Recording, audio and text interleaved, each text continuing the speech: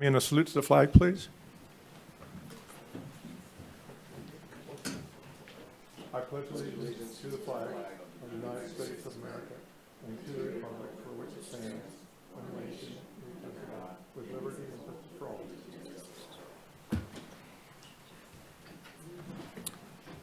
I'd like to welcome everybody back. We're happy to be here with you in person.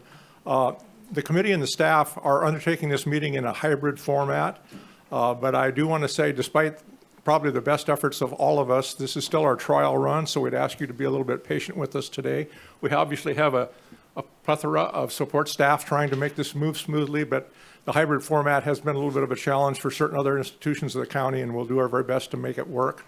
Our intention using the hybrid format is to give the maximum accessibility to the community and make our meetings as transparent and as widely distributed as possible.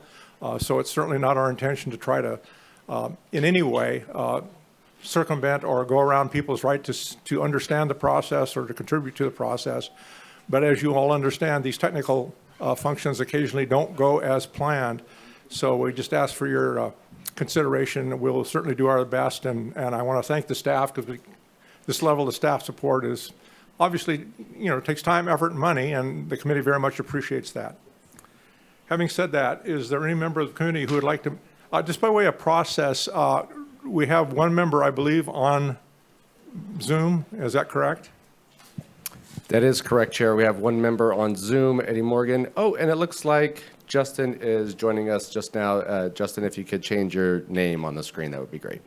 Just to make the process a little simpler and consistent for everyone, I think what I'll do through the course of the meeting, I will ask if the online members of the committee have any comment, and try to do that routinely just to provide them the opportunity. And the same with public comment and comments from the community. I'll ask for the online comments first, and then we'll go to people in person. And that way everybody will have an expectation and understanding of what's going forward. Okay. Is there any request by any member of modification of the agenda? Any one of our online members like to make a modification to the agenda? Okay. Not seeing any, Chair. Seeing none, we'll move forward with the agenda as presented. Next is public comment on items not on the agenda. This is the opportunity for any member of the public or our staff or anyone else for that matter to make a comment on an issue not on today's agenda. As I indicated, we'll take any online comments first, and then we'll move to those of you who have joined us in the facility today. Do we have any interest from the online community in the public comment section? Chair, and if I may, I see some folks online. I don't see anybody calling in, but just in case anybody does need to call in, to raise your hand, just press *9 if you want to submit public comment. Or get in line for public comment. So at this point, we're not aware of any online. Is there anyone in the facility that would like to make a public comment on a matter not on today's agenda? Okay, seeing none, we'll go to the discussion items. The first is the introduction of new members. As a result of some changes that have occurred since our last meeting, we have a little bit of a shuffling of the committee. The chair and the staff would like to welcome Darcy Miller, representing Mr. Madrone's 5th District. And so we certainly welcome you, and we appreciate the time and effort it'll take you to get here even, if you're able to. So would you like to introduce yourself at all or say anything? No, I'm fine. Okay. We've also had a shuffling of the alternate and the member situation. Ms. Trent is now moved from the alternate position to a voting member of the committee. And the committee has currently one open alternate position that's been advertised, I believe, but not yet filled. So if you're aware of anyone who would like to be an alternate member on the Measure Z committee, please make them aware that an opening does exist, and I expect the Board of Supervisors to take that up in the next 30 days, certainly. So that party would be fully in place and operational by the time we start our more serious work in January. Staff, have anything you'd like to add?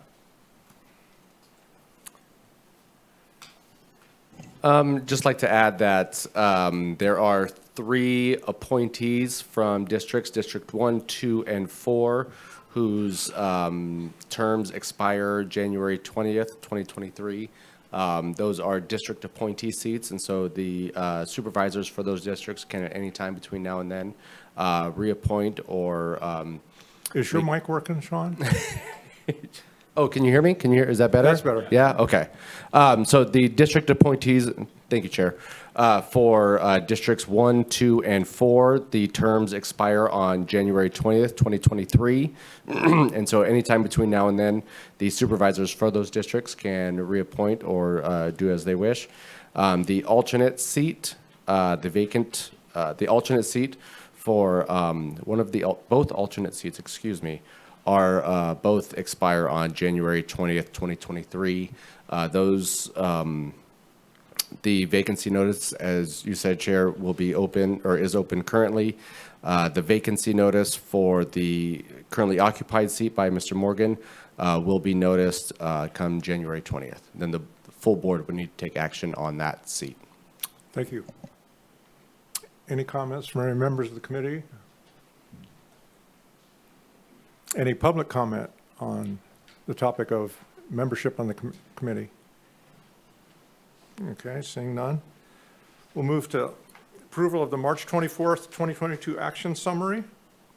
And enclosed in your packet was a copy of the action summary for March 24th. Are there any requests for any modifications, additions, or corrections to the action summary? Mr. Bronco. For consistency, I would request that my first name be replaced with my last name, and that occurs on the top of page 2 Okay. for item 5, ranked applications. Okay. Do we have any interest in our online members in making any commentary regarding the action summary?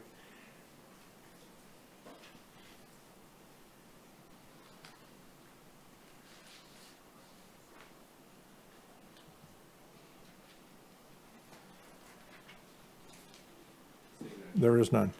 Any members of the public like to comment on the summary or minutes from the meeting of March 24th? Either online or in person? There are none. Okay. The chair would then entertain a motion to accept and approve the action summary for the March 24th meeting. I so move. Okay. Motion by Mr. Robertson. I'll second, Chair. Okay. Was that Bob or? Oh, I'm sorry. Thank you, Justin. I heard your voice come out of the Ethernet and I was not sure. Okay, so we have a motion and a second. Any further discussion? All those in favor of the approval, please indicate by raising your right hand. Opposed? Were you able to log the responses of the online? Yes, Chair. And just for consistency, since we do have a member of the committee who is appearing virtually, it would be good to go out to that member for their vote because he's not able to be seen on the screen. Okay, and that way we'll have a Except registration for the intermittently. public of what it is. Yes. Okay, certainly. All right, the action summary is then approved. Item D3, selection of the chair and vice chair. We traditionally have done this on an alternating basis, and my understanding is that the staff's I think it's traditionally been rolled over in January, but I think staff's recommendation this time is that the transfer take place at our next meeting, which potentially would be before the January meeting. So I guess by way of process, I would like to open nominations for the position of chair of the Measure Z committee. Ms. Campbell. I would like to nominate Justin Robbins. He's the vice chair for the chair position. Okay. I'll second. Okay, we have a nomination of Mr. Robbins. Are there any other nominations for chair of the committee?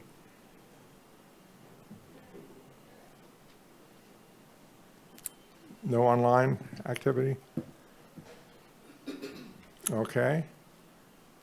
Last chance for nominations for the chair. Okay, we'll call those nominations closed. Then we would entertain motions for nomination of the vice chair position.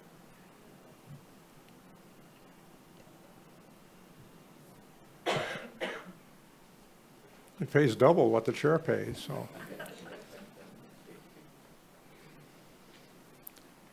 Mr. Cole. I would, out of left field, I would like to nominate Ginger Campbell. Okay. I'll second it. Okay, we have a motion and a second to nominate Ms. Campbell. Any other nominations for vice chair?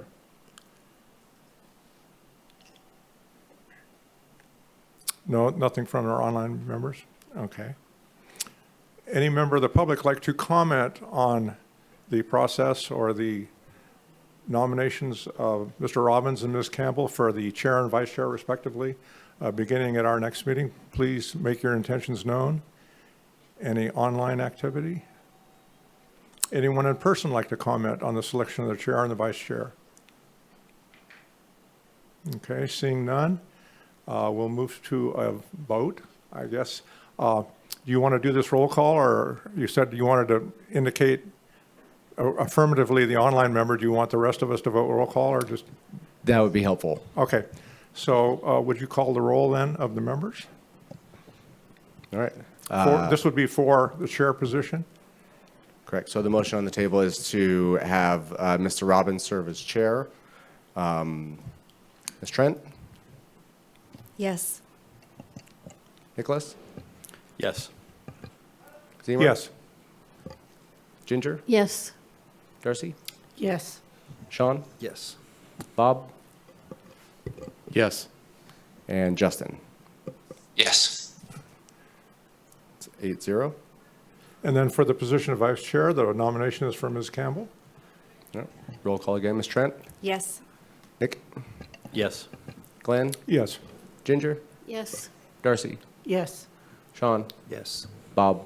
Yes. Justin? Yes. Okay, so we will respect the wishes of the vote, and Mr. Robbins, Ms. Campbell will take the helm at our next meeting. Thank you all.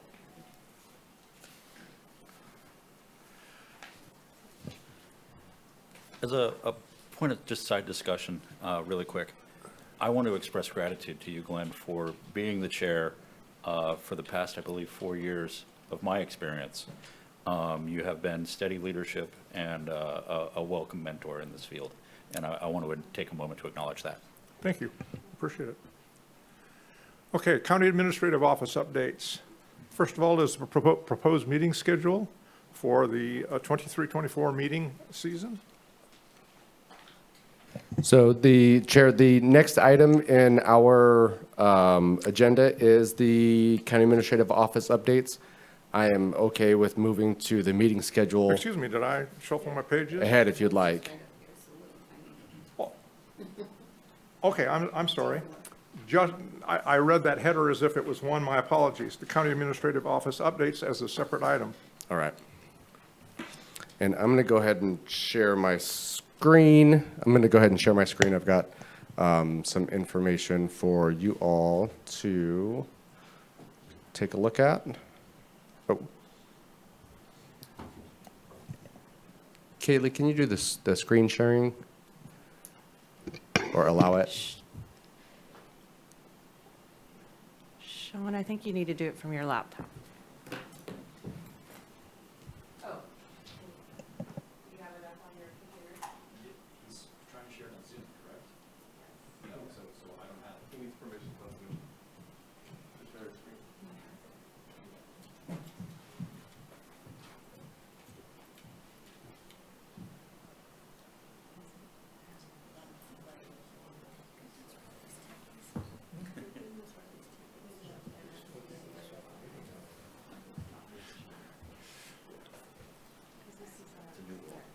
Well, I understand, but we're allocating 4 staff positions now just to staff the meeting.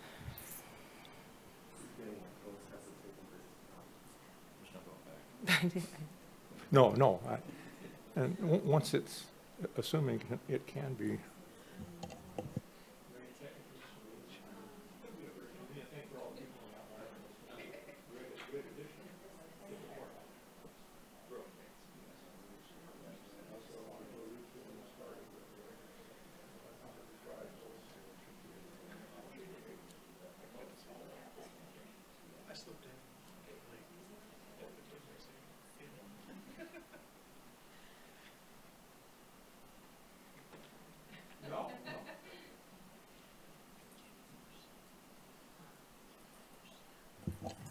Thank you all for bearing with us. We're just trying to make this work functionally.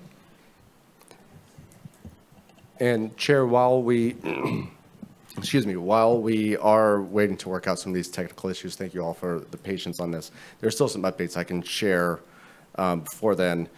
As you noted, we are here doing our hybrid meetings. There's legislation and a governor's executive order that enables us to do this. Excuse me, is that better? Yes. I'll try to remember that.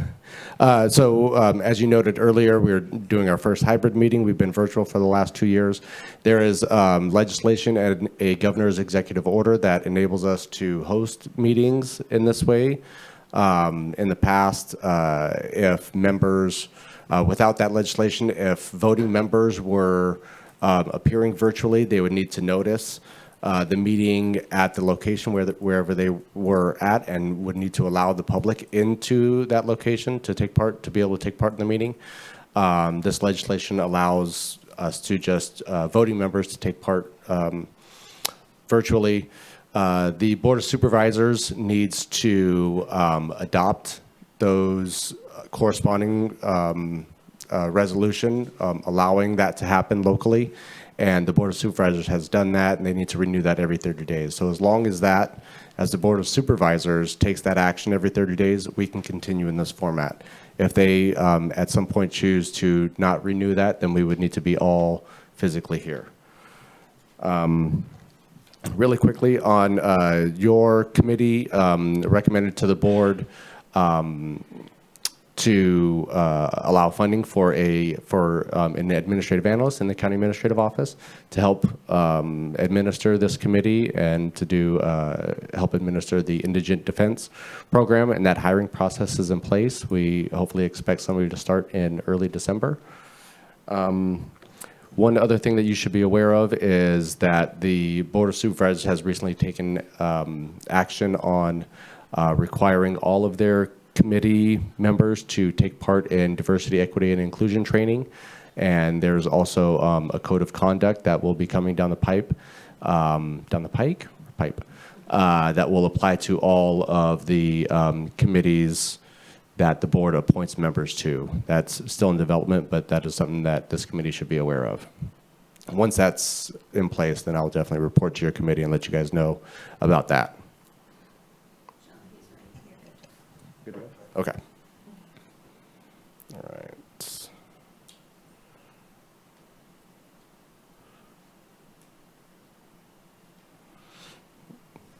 All right, and I just wanted to share with you a financial update on where we stand. This is the list of projects that your committee recommended for funding with the funding that was available.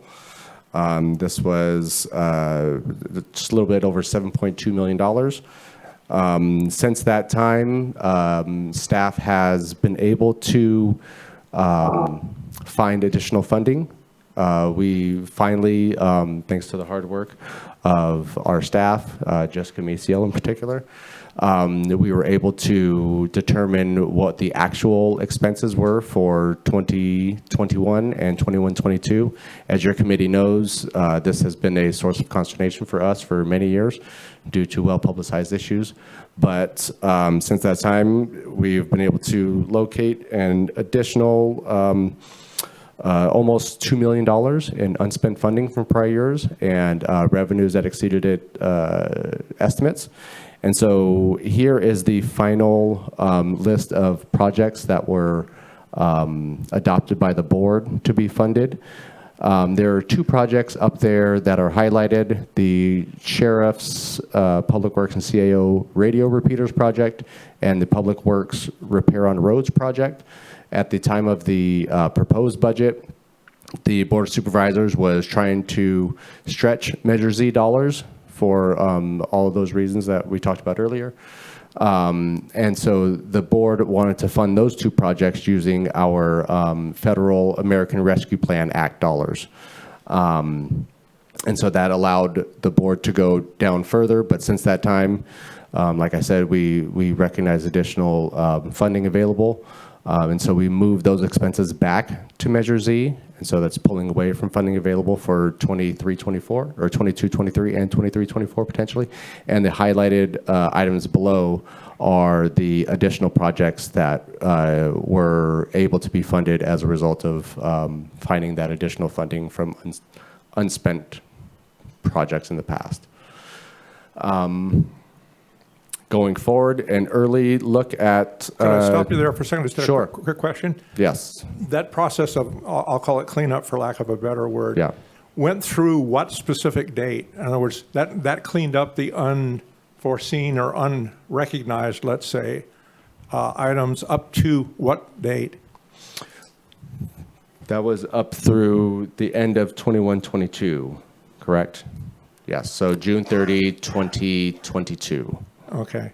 So the most recent year's process then, I assume would go back like it had been done historically when we had better record keeping, and late in, say, in the third quarter of the fiscal year or something, your staff will be taking a look at what actually happened with the prior year's, most recent year's activity and so on, and there may be some additional funding available from that pool depending on the experience of the applicants in the 2020, 2021 period, correct? That's correct. Okay, thank you. Yeah.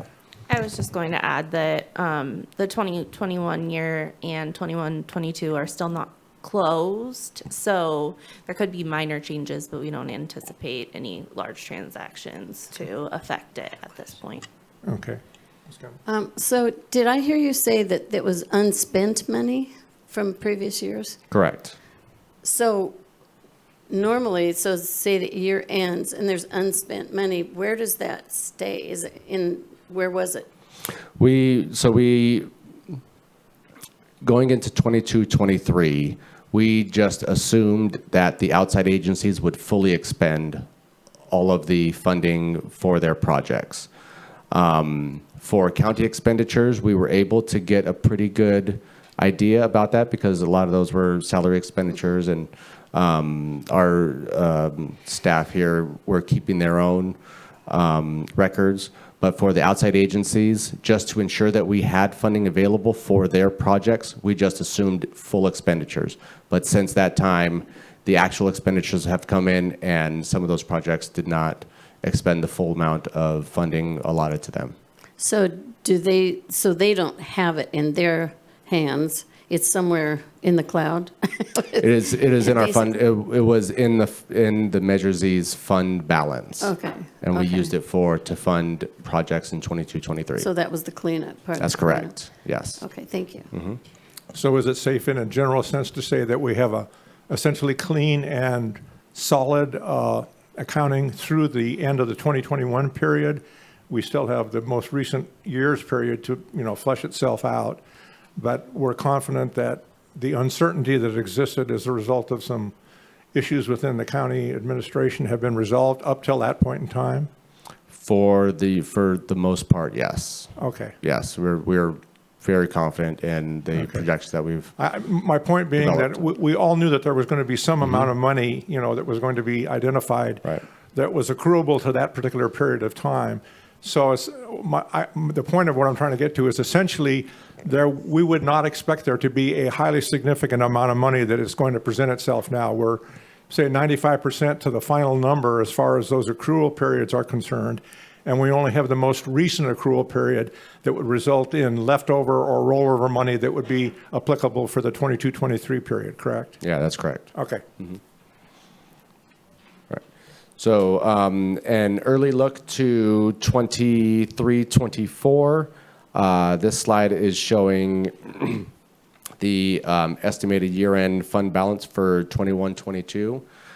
This is the funding that we use to fund additional activities for 22-23. That second line is just the straight revenue. So those two combined provided $20.8 million in funding.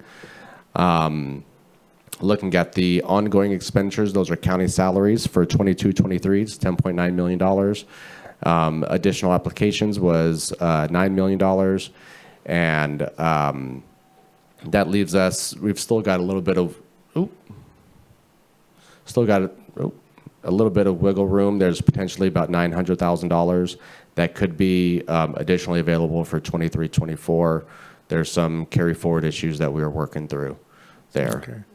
And by the January time period when we start our active process, that 916 will be either known or corrected as existing? I believe so, Chair. Okay, Yeah. thank you.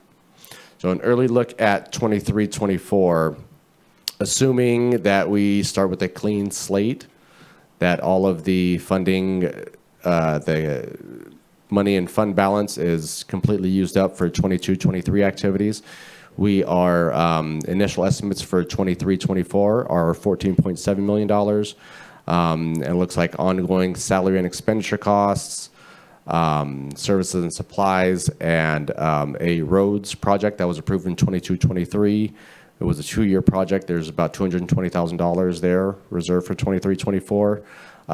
It's about $11.5 million. So early initial estimates are that this committee will have about $3.2 million to recommend for funding in 23-24. Help me remember what that number was in the, Knew you were going to ask that, and I don't have that off the top of my head. this is a significant decrease. Yes. I mean, my memory is 5.6, but that's why I was curious. Your original recommendations to the board were 7.2 million for 22-23. So we're looking at over a 50% decrease. And that included some rollover of previous years Yeah, that you had. That's at what I'm that saying. time. The 7, I was taking the 7.6, and I'm taking the 2 million away from it that you just discussed. So I was thinking 5.6 was our net clear number, so to speak. So if that's the case, then we're gone from 5.6 to 3.2. We're down 45%.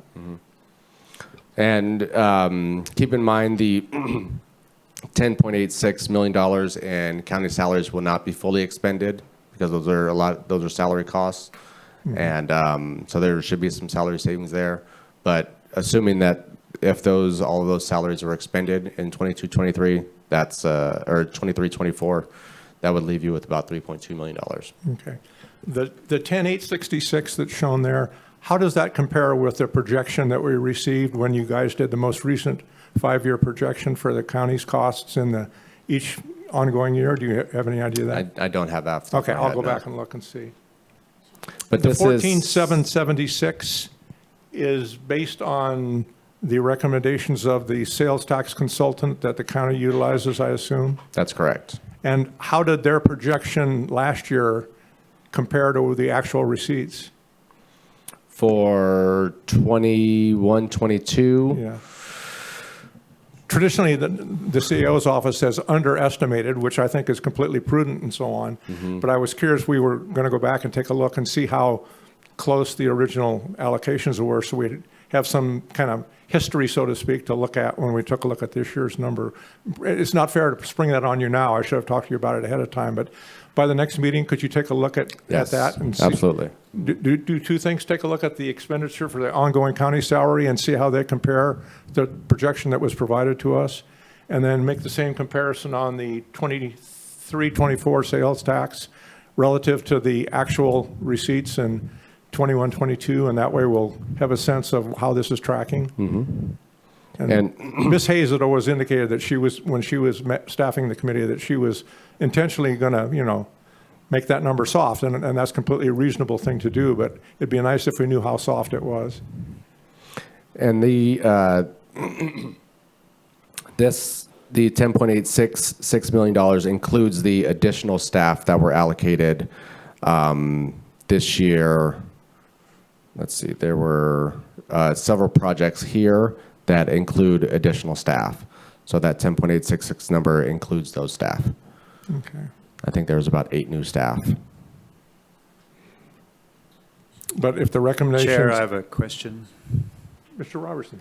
I'd be curious to the last 3 years' data with the potential amount available for discretionary funding compared to what was finally approved. Because just anecdotally, in the last 2 years, we were given around about 3 to 5 million as potential, and ended up funding way more than 50% of that. So I'd be curious what that's looking like. Most of our decisions are based on trending, and it really affects our decision-making to know we have an incredibly small amount of discretionary money. And I, in the last 2 years, have really tried to reinforce for the committee not to let that influence our decisions, because it creates this massive unnecessary stress for our recommendations, but to follow a good process. So I'd be curious to know what those numbers for the last 3 years have been, because we're still in a very unstable financial future. Certainly. Thanks. So maybe the best thing to do would be just agendize a discussion item for the next meeting where it would be, let's call it a specific and general review of the performance of the estimates versus the actual expenditures.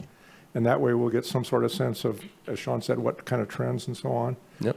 I'm a little shocked, quite frankly, to see a 45% reduction. I know the committee has voiced its concerns about the growing share that the ongoing county costs were taking, and that's why I think it's important to understand how that 10,866 looks compared to the projection, because it seems like the two are approaching, as vectors much more rapidly than the projection suggested they would, if in fact we have a 45% reduction in the discretionary amount available to us. Yeah, we can do that, Chair. Okay. Any online comment from the online members of the committee on this discussion? Looks like Justin. Not at this time, Mr. Chair. Thank you so much. Thank you. Any online members of the public like to comment on this discussion?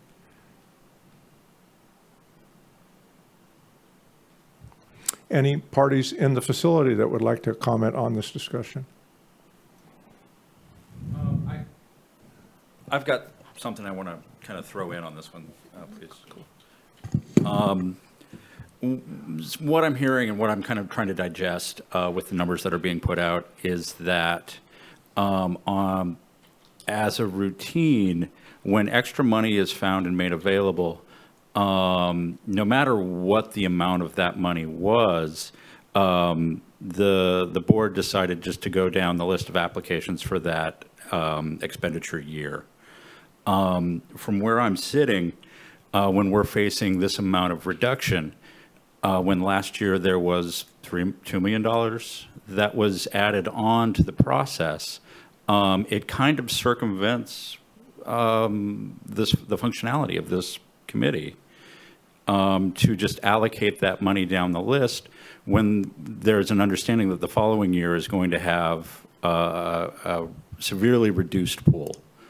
And so there's part of me that wants to either ask the board or ask staff, is there a way when there is $2 million that's found,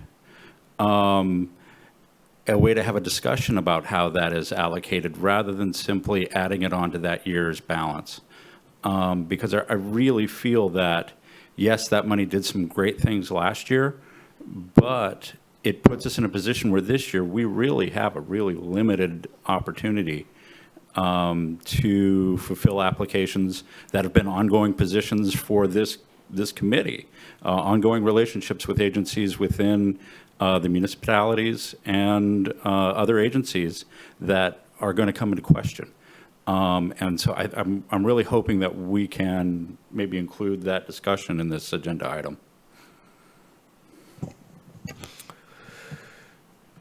Yes. Yes, there are mechanisms to ensure that this committee can reconvene whenever staff realizes that there's additional funding, especially significant additional funding available for Measure Z projects. I would recommend that in your transmittal letter this year to the board, once you all recommend projects, that you include that and say that if there's significant funding available, this board, this committee will reconvene and revise these recommendations as deemed fit by the committee. Am I correct in my belief that that $2 million number represents about 3 times the historic? It seems to me like we usually had 5, 6, 7, sometimes $800,000 in quote unquote found money on a relatively routine basis. So my initial assumption would be that the anomalies that existed in the Auditor Controller's Office caused this, what I hope is an aberration. Is that a reasonable assumption, or are there other factors that contributed to the amount that we're seeing compared to the historic levels? So this was 2 years worth of closing out the books, Okay, whereas typically it's been 1 year. Okay. So this was closing out the books in terms of figuring out actual expenditures, and as well as additional revenues that came in above even revised projections. The last 2 years have been, the sales tax has been, as you know, as we reported and talked about with this committee, the sales tax the last 2 years especially has been especially high. okay, thank you. Any further discussion on this topic? Okay, I think I asked for public comment from those in the facility and didn't see any. So we'll move on to item D5, I believe it is, the proposed meeting schedule for 23-24.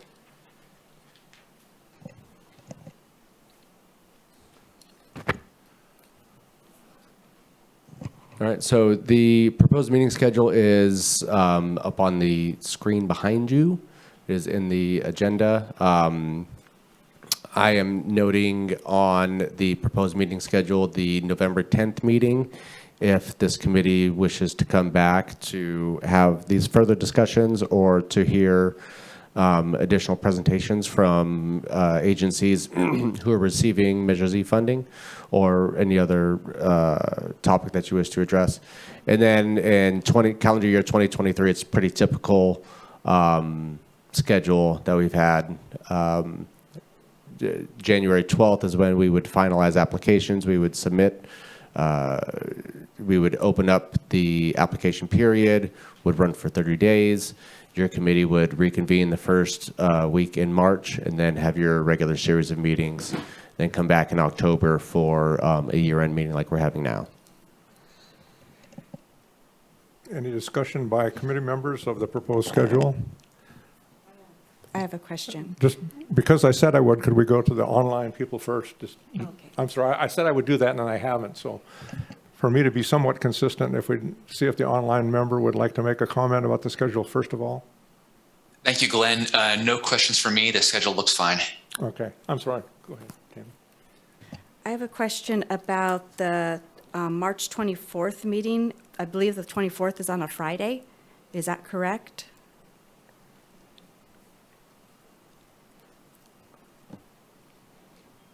That's correct. So, 23rd. March 23rd then. okay. Yes. Thank you.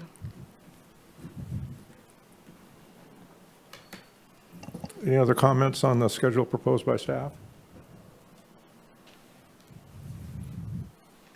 Any members of the public like to comment on the proposed schedule?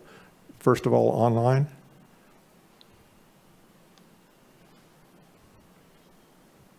Anyone in the facility like to speak to the proposed schedule? Okay, hearing none. So I think it's fair to say that the schedule has support, and I don't think any formal motion is necessary. The only decision point, we would need to make a formal motion to adopt it, but also the November 10th meeting is in question. Do you guys Okay. want to come back in 2 weeks? Okay.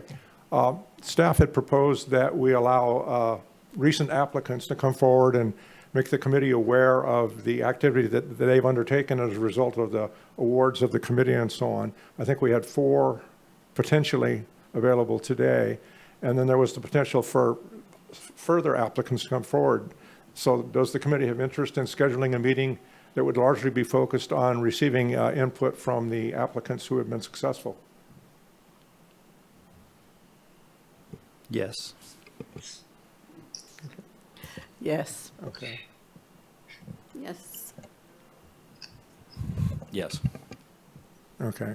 So clearly, the November 10th meeting is in the interest of the committee, and we would ask the staff to go ahead and schedule that. Okay. So the motion, we could take a motion that Okay, would say Sean, adopt the would you schedule make your- proposed. As a motion, please? I move to have the November 10th meeting. Okay, is there a second? Second. Second by Mr. Bronco. Any discussion of committee members? Mr. Robbins? None for me. Okay. Any members of the committee here are in the facility? Go ahead. I just wanted to clarify, we've asked staff for financial information. Would that be for the January meeting or for the November 10th meeting? Good, an excellent question. Would the financial discussions that we had questioned you about be potentially available at that meeting as well? Or is that too soon? No, I believe we could get that for you, Chair. And also, just to clarify in the motion, I'm assuming that the motion is to have the November 10th meeting and then the schedule as proposed with the change that Ms. Trent noted, the March 24th to the March 23rd meeting. Yes. Yes, that is my full motion. Thank you. And the seconder. Telepathic. Yes. Thank you. Okay, and the seconder Yes. is, okay. Okay, any other further discussion by committee members? Any member of the public, either online or in the facility, would like to speak to the proposed schedule discussion? Okay. All those in favor of the motion to A, schedule the November 10th meeting to focus on applicant presentations as well as the available financial summaries we've discussed, please indicate by raising your right hand. Oh, okay, yes. All right. Sorry. We'll start with Mr. Robbins. Aye. Mr. Bronkel. Yes. Mr. Robertson. Yes. Ms. Miller. Yes. Ms. Campbell. Yes. Mr. Zemer. Yes. Mr. Cole. Yes. Ms. Trent. Yes. Thank you. Okay. Passes 8-0. Okay, the next item is D6A, and it's labeled salary component determination. This item is there at the request of the chair in response to discussions that we've had previously about the lack of consistency, if you will, of certain applications as far as the constitution of the quote-unquote salary items that are included in the applications. I developed a little agenda bill that was attached as the staff report, but for the sake of those who have not seen that, the committee has noted over the years that there are pretty powerful inconsistencies in what applicants tend to include in the quote-unquote salary category and so on. That's largely based on the fact that we have never delineated with any specificity what is an approvable or reimbursable element as far as the salary and stuff is concerned. So we have different agencies including different components in their salary applications, which results in seemingly similar applications having, radically different costs to the process and so on. There's also the discussion that we've had at some meetings about the appropriateness of including the unfunded actuarial liability component of the PERS cost. The quick thumbnail that I could provide for that is that in the current environment, PERS divides the costs that are charged the employer into two components. The first is labeled normal cost, and the normal cost would be the cost to the employer of the retirement system were all the actuarial assumptions that PERS makes, and there's about 35 of them, to be completely adhered to, and every target that they set would be hit. The most significant of those is the investment return, and while there are other components that can affect that normal cost, the fact that you had a little higher than normal percentage of early retirees or early separations, or you had a higher disability rate than PERS projected, all kind of gnaw around the edges of the normal cost. But the performance of the investment fund is by far the dominant factor and figures into a circumstance where in their current environment, most agencies are only funded to 65 to 70% if they're in good shape. A lot of them are below 50%. So to try to combat this situation, PERS a couple of years ago did two things. They developed a complete new way of dealing with new employees through an act called PERPA. And they also finally came around to the fact saying we need to try to recover some of these monies that historically would have been projected to have been received from the investment fund, because our funded ratio of all of our agencies is falling and falling and falling, and it's just getting worse. So they came up with a plan whereby you pay the normal cost, but then you also pay an allocated portion of what's called your unfunded actuarial liabilities. And in, I think, 99.9% of the time, these are liabilities. There's a couple agencies that actually are super funded and have more money than they need, but that's a rarity in this day and age. But the rest of the entities find themselves paying huge, and when I say huge, I'm talking about millions and millions of dollars in this unfunded allocation. I went and took a look at the actuarial liability sheets just for a couple of local agencies. And in the case of the county of Humboldt, the normal cost for their safety employees this year is 19.55% of their payroll. Their UAL contribution is 31.93. So they're paying almost double on the UAL what they're paying as the normal cost.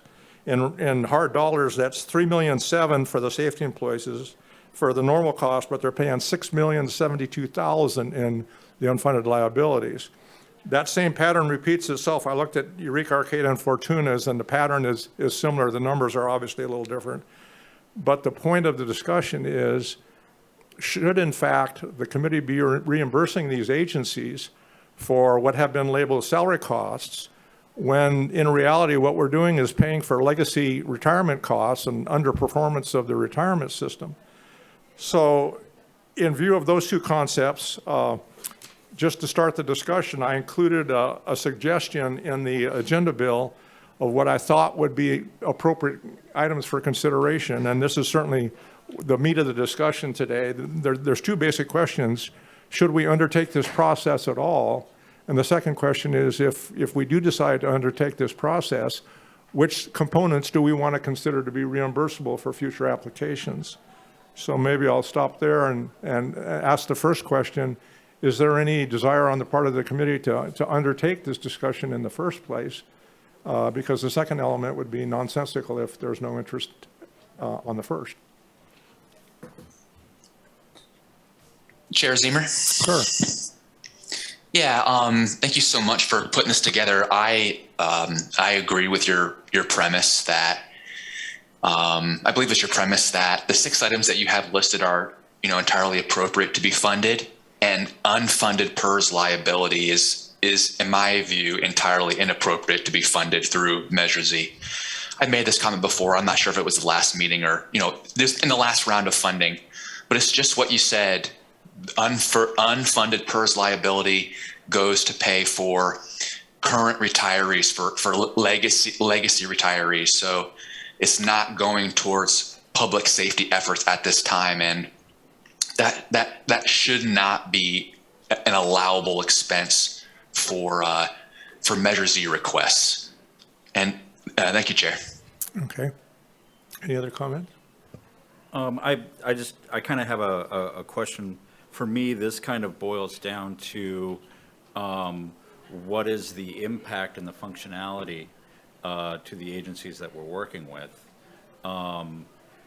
If we're looking at removing that part of that PERS fund, will that impact their ability to hire and retain staff? And that's a question for those agencies. And I kind of think that they need to be part of this conversation before we make a decision on that. Okay. Mr. Bronco? In addition, I think another element that needs to be discussed is our internal staff that is reviewing and approving the invoices of the additional workload and burden that comes upon them to be able to ensure that the salaries that are being submitted for reimbursement fall within that category. So there could be a certain amount of work that this triggers on the back end for processing of invoices as well. Yeah, the staff, the agenda bill I put together itemizes or identifies, impacts on staff as being one of the considerations that should be taken, before the decision is made. So I go back to my basic first question. Do we want to undertake a process of this nature at all? Or do we want to leave it alone and let the historic pattern continue forward? I have a few thoughts. I'm interested in this. I think it provides kind of an equal playing field, so to speak. I would disagree with some of the comments that have been made about legacy impacts only. My experience with PERS is you pay an amount based on your employees that includes PEPRA, and that's going forward. And that, as an employer, is the full burden cost. But I would agree that the UAL shouldn't be included in what we fund, just like overtime projection shouldn't be. That said, we just recommend the application requirements. The ultimate decision is with the board. So I'm not sure how we could require the applicants to meet this requirement. We could certainly say, provide two formulas based on your burden cost, and then we make a recommendation of that particular applicant based on that. Yeah, and in talking with the staff a little bit before the meeting, I had envisioned actually providing the applicants with a check sheet, so to speak, to notify them before they even made the application that here are the costs that we will consider recommending to the Board of Supervisors. Your point that we are only recommending is an important one in this context. Staff's suggestion was that if in fact the committee wants to take the policy position of saying we will only recommend A, B, C, and D as reimbursable costs, then we can make that recommendation as part of our transmittal to the Board of Supervisors, and they could make the determination whether or not they wanted to, follow what at that point would be a policy of the committee. We would communicate that policy to the applicants so that the applicants would know that starting with the 23-24 process, when you take a look at your application, you need to understand that the committee will not be recommending that you be reimbursed for whichever elements we determine are not appropriate. The PERS is one obvious one, but there are some others in the regular salary roll-ups that are inconsistent application to application. So as an advisory committee, we can only take a policy position and make the Board of Supervisors aware of the fact that we as a committee feel that this is an appropriate way to approach this issue. They are free, as we all know, to do as they please at that point. Right, so technically we could update the budget worksheet to provide example. Yeah. And then I have a very controversial question. Yeah, well, I love controversy. Yeah, so if we have basically a projected revenue of 14 million, and I think I'm guesstimating 10 million of that is for existing employee costs, are we going to apply the same rule to that? In my mind, the board has to be level, absolutely. Yeah. I fully expected, quite frankly, the CAO's office to come and speak in opposition to this whole concept, because in the county's case, we're talking about $1 million, $1.5 million at least, maybe a little more. For Eureka Arcata Fortuna, we're talking probably between 20 and 25% of their net salary component, because looking just at the quick survey numbers, Eureka's about in the same situation as the county, where they're going to have 3 times the UAL as their normal cost. Arcata has a little over 3 times as much, and Fortuna has about 2.5 times as much. So I would guess that in just rough numbers, and this is only for discussion purposes, please don't hold me to the cross on them, most of those agencies would have to assume that probably 25% of their base salary cost would have to be paid outside of the Z process if we were to fact make the UAL not eligible or recommend that it not be eligible. So these are significant costs to the applicant agencies, there's no doubt about it. I'll have to say, in fact, there's something that a couple of committee members have brought forward before, and that was, there was some desire to make sure that the applicants had a little, I think the phrase used was skin in the game themselves. In other words, we have funded essentially 100% of these positions from the get-go. And there was some desire on some committee members' part, to have a copay, so to speak, where the agency had to provide at least a small portion of the cost of the application. This proposal would do that, but it does have strong financial impacts, and it has a huge impact on the county positions if, in fact, we were to recommend that that process be applied across the board. In my mind, the internal and external applicants have to be treated equally, or the process is totally rotten. But that's just one member's view. I think I very much appreciate where you're coming from, and I don't disagree. But I think where my point of view is, regardless of my own opinions, how does this get turned into impact for the community, and how does the Board of Supervisors interpret what we're asking? And what I want to go back to is, that year that we tried a partial funding mechanism for applications, we said we were going to fund 75% of the applications so that we can get further down the list and have greater impact. That following year, the agencies came back to us almost unanimously saying this didn't work. And I can't help but think what you're bringing up, even though you're bringing up about a very specific line item, results in that kind of that same percentile view of the application process. And I'm curious how we get, one, we can make sure that people aren't upping applications for other items or increasing their ask in other ways, or how do we make this functional so that it does what you're asking, but also gets the results from the agencies that are participating. Okay. This is probably not a fair request, but I see Captain Stevens is here from the Eureka Police Department. This is completely voluntary on your part and completely optional on your part, but I assume you'd read our agenda bill and so on.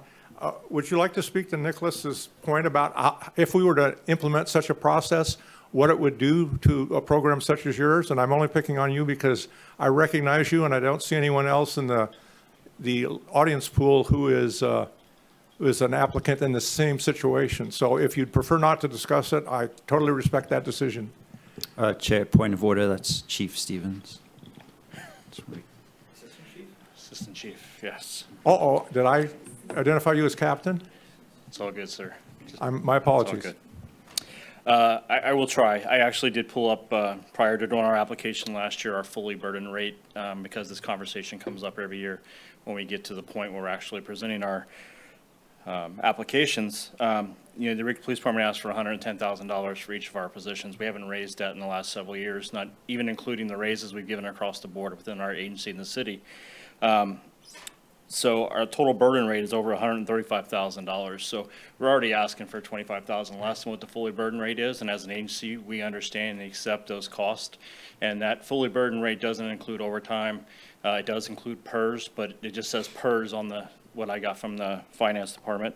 It doesn't include any vehicles, training, uniforms, none of that stuff is itemized in our request for funding for personnel positions. We pay for all that. That's our skin in the game, is we know that we pay for all the overtime out of our own budget. So for us, we're already $25,000 less than what our fully burden rate is. So we're already, for our two positions that we have within the agency itself, $50,000 into this. So take PERS out of it, we're still able to fund what we're currently doing and still absorb those other funds that we are expending as an agency right now. So for us, that's the way we've created our application and our budget for this particular grant. So Thank you so much. okay. I'm sorry to, like I said, put you on the spot, and I apologize for misidentifying your position. No worries. I'm just glad I was able to find the email while I was standing back there knowing this was coming. So I don't see anyone else in the audience that I recognize as an agency rep. Oh, there, in fact, is one that would like to comment on this topic. And Chair, I do see some agency reps in the, online. Okay. If you want to go out to them too. Good afternoon, Chair Zemer, members of the committee. Tom Mattson, Director of Public Works for Humboldt County. However you structure it, we're going to look at different ways to make the applications work. Really, we prefer 100%. Any agency that doesn't prefer 100% probably has money I could use. But however you structure it, we are going to structure, as you know, up until last year, we matched everything with our personnel and equipment. Until last year, we never asked for any personnel. We used that as a match.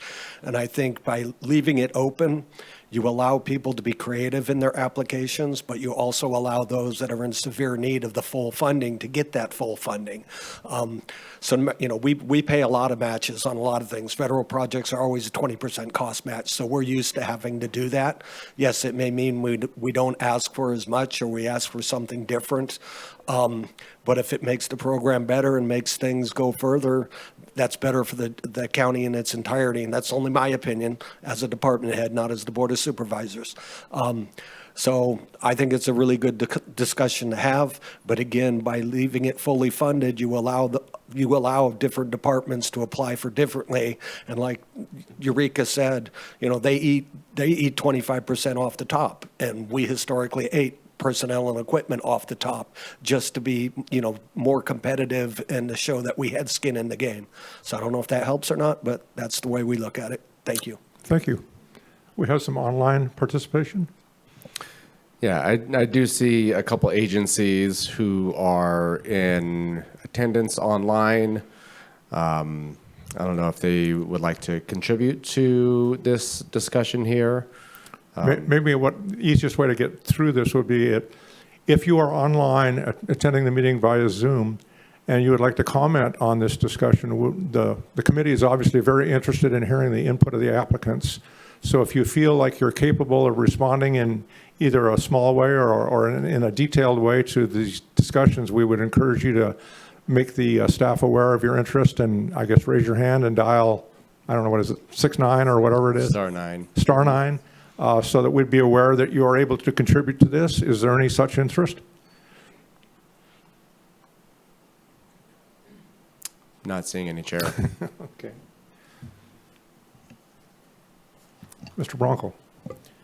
To further the discussion, one thing the committee may wish to think about if we're going to move further in this direction is something similar to what PERS did along the way, where you have the classic PERS members and you have the new PERS members, where applicants that have received previous funding for staff, that funding is set in place due to the potential of underfunding that agency's ability to have that staff if they don't have 100% funding on it. And perhaps new applications moving forward would be subject to this policy. Okay. We have a member of the public who'd like to speak. Good afternoon. My name's Kelly Johnson, and I'm representing the DHHS Behavioral Health MIST and Sheriff's Office program. And I just wanted to echo what the previous speaker said, that I think I like having the flexibility for different programs depending on what their needs are. I think for our proposal in particular, I can't speak for our fiscal department in terms of DHHS, but in terms of as a program manager who writes and oversees grants, I would be hard pressed to figure out other funding sources to pay for that. Thank you. Tammy? I also have a concern with the sheriff's department because they have a lot of employees on this. And so if you took out a large percentage of each of their employees, they may lose a few positions to be able to pay for this. Okay. Any other committee? Just, I have a quick question that'll help me a little bit, and I think it might help the discussion overall. Do you have the award listing from last year that you could screen share with us? What I'm curious to see is how far the $3.2 million goes down that list, and my sense is it's only going to fund the top two, if my memory is correct.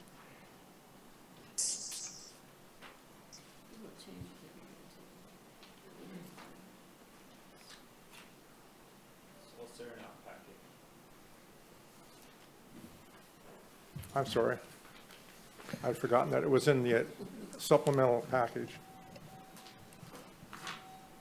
Should be labeled item D6 in your packet. Is this in the order, is this in the order that they were approved? In other words, the Public Works was the #1 rated program? I believe that's correct. It is? Yeah. Okay, no, my memory's, I'm getting old and I'm failing, that's all I can say.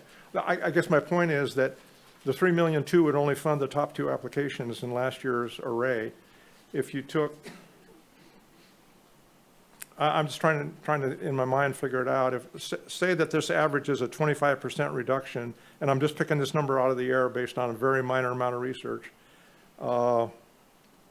we'd still only pick up 1 or 2 more applications probably were we to adopt some similar process. So maybe the goal I'm trying to achieve of going, more widely distributing the money is just not achievable and it's not a fiscal reality, but that's a separate discussion from the equity discussion. I am sensing very little, if any, interest in this proposal on the part of the committee. Is that a fair characterization? Chairman Zimmer? Yes. If I may, I just want to go back to what I said a little bit ago. and I apologize for not being able to be there in person. I really wish I was to talk with you all about this.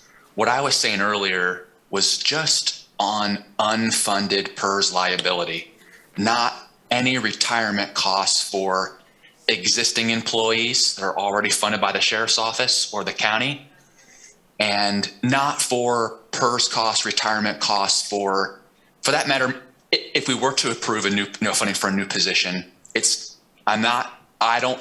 those retirement costs are legitimate and should be included in an application for us to consider as part of a recommendation.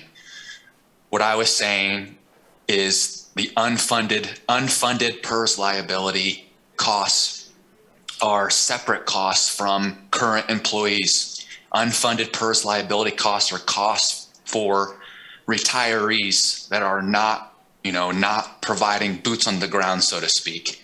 So in that limited view of unfunded PERS liability, that's what I was speaking to as not being appropriate costs, not any other retirement costs for current county employees, or for that matter, current employees of the city of Eureka, the city of Arcata, Fortuna, or any other agency that has employees funded or may have an employee funded. It's just the unfunded PERS liability.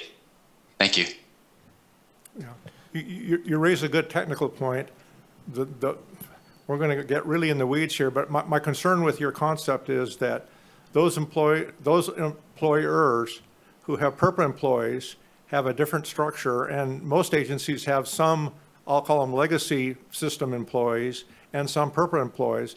And if you start trying to identify the UAL and then assign it to those various categories, you get yourself into probably a level of discussion that you have to be a very good actuary to even be able to understand. So I agree with your point.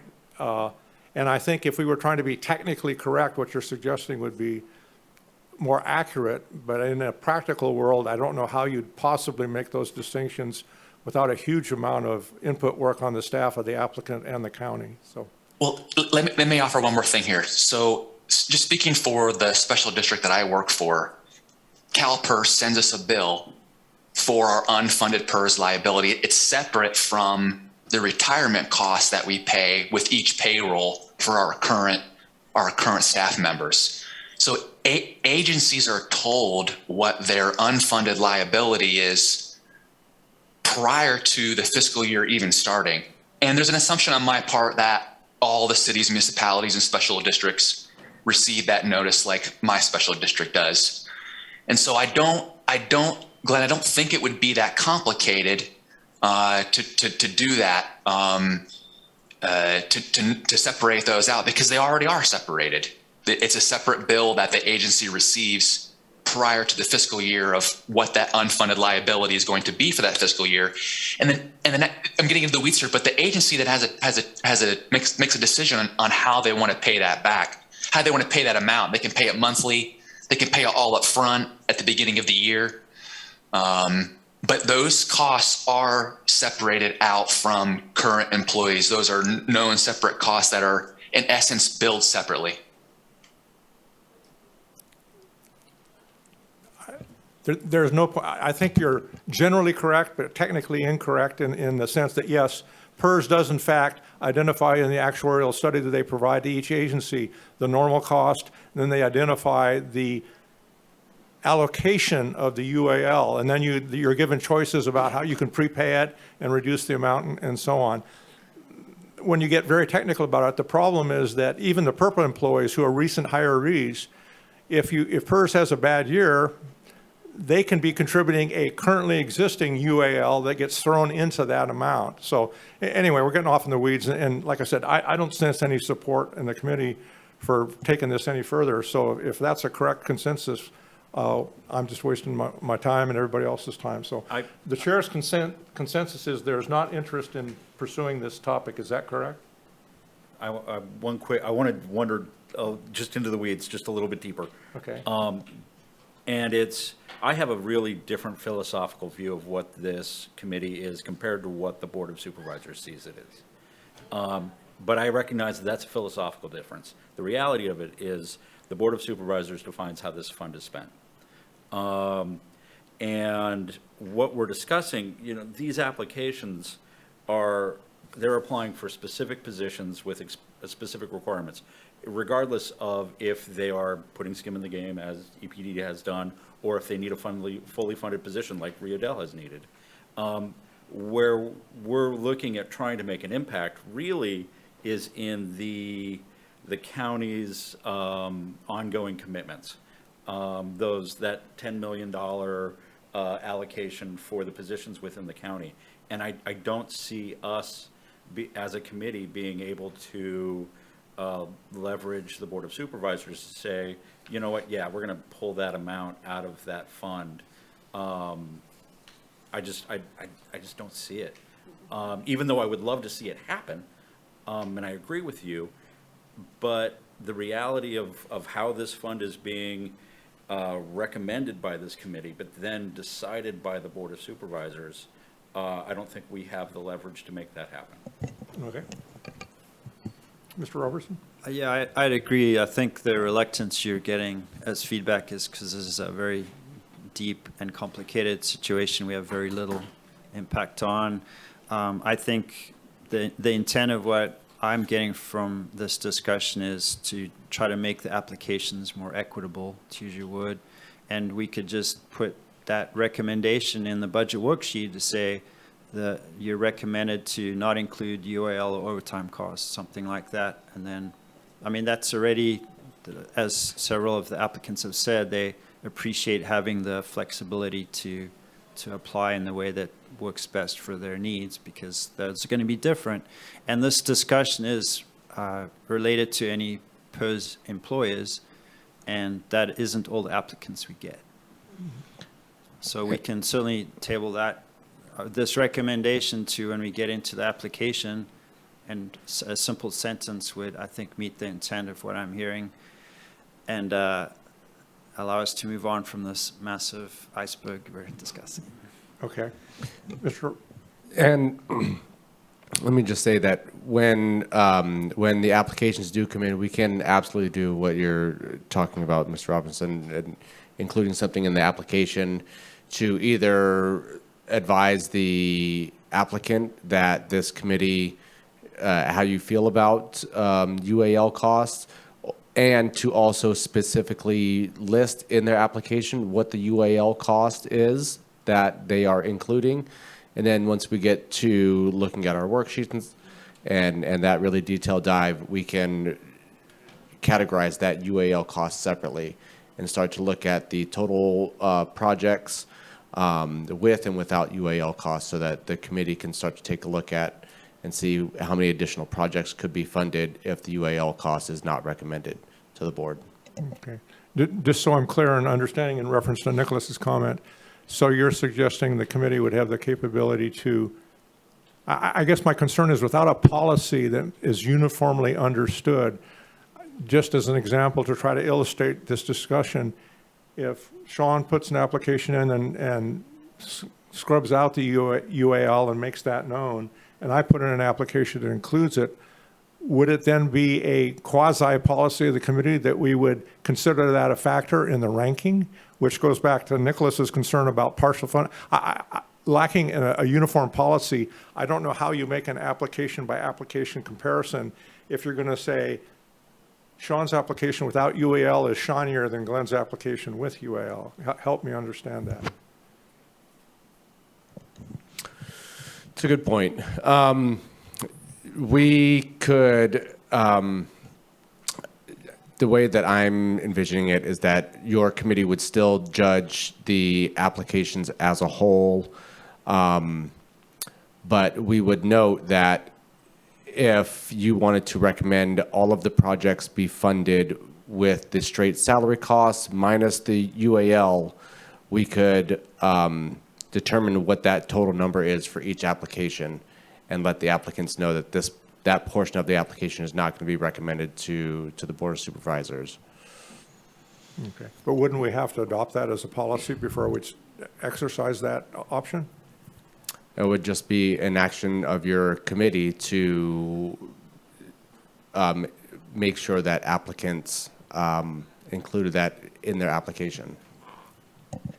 I am not interested in creating such a policy. I think we've discussed the impacts are massively significant and unknown, and we couldn't possibly ask staff to present that before the January meeting, let alone November. So while I appreciate the intent, I think if we're trying to get to equity with applications, that was one way to do it. But it sounds like where you're really focused on is a much bigger thing. And do we have other policies that pertain to how we make rankings in this committee? So creating a policy, is that even within our purview as a committee to make a recommendation to the board? That'd be a place to start. No, this committee doesn't have any policies on how they rank things. The committee does not even have a policy on the ranking process that you go through each year. But that's just a process that we have found that works, and we undergo that process every year, and we vote on it every year. But it could be an action of the committee to decide to, like I said, include request that the applicants include the UAL in their applications, and then we can account for that as your committee reviews them. Another kind of side question, because one of the things that Glenn brought up was how do we as committee members view and rank a application? And I think to your point, an